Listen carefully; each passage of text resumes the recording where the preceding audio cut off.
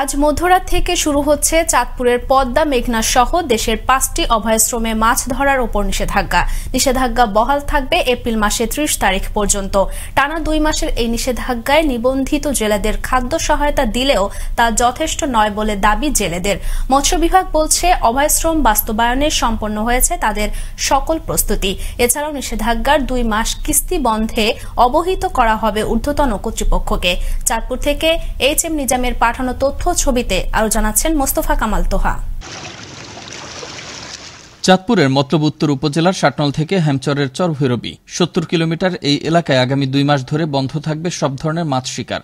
এমনই নিষেধাজ্ঞা সরকারের। নিষেধাজ্ঞার এই সময় নদীতে ফেলা যাবে না কোনো প্রকার জাল।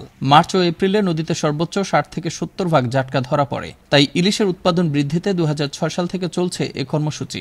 এদিকে নিষেধাজ্ঞাকে সামনে রেখে এরই মধ্যে জাল সেলাই ও নৌকা মেরামত সহ গুটিয়ে নিয়েছেন নিজেদের। তবে নিষেধাজ্ঞার এই 2 মাসে জেলেদের জন্য বরাদ্দ করা চাল পর্যাপ্ত নয় বলে দাবি তাদের। এছাড়া কিস্তির টাকা বন্ধের পাশাপাশি খাদ্য সহায়তা বাড়ানোর দাবিও তাদের। সরকার যে চালটা দেয়, এই চালটা তো আমি কোনো দিকে হইতে আসে না।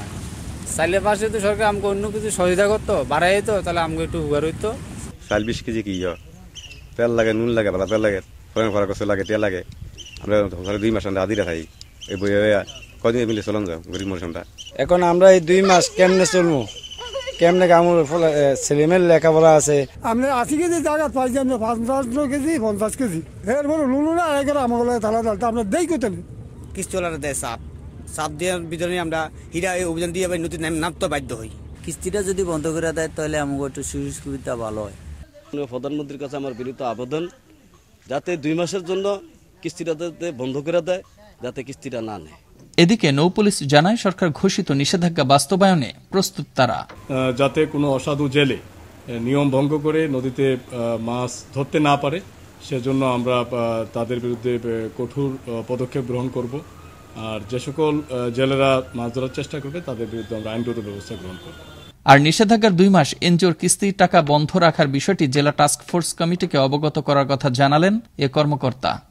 জেলেরা যে বিভিন্ন সংস্থা থেকে যে লোন নিয়ে থাকে, ক্ষুদ্র ঋণ, আমরা আশা করব যে বিভিন্ন সংস্থা এই সময় যে তারা যেন কোনো কিস্তি তাদের কাছে না আদায় করে, এবং এটা আমরা জেলা প্রশাসনের মাধ্যমে বিভিন্ন সংস্থাকে আমরা বিষয়টাকে জানাবো।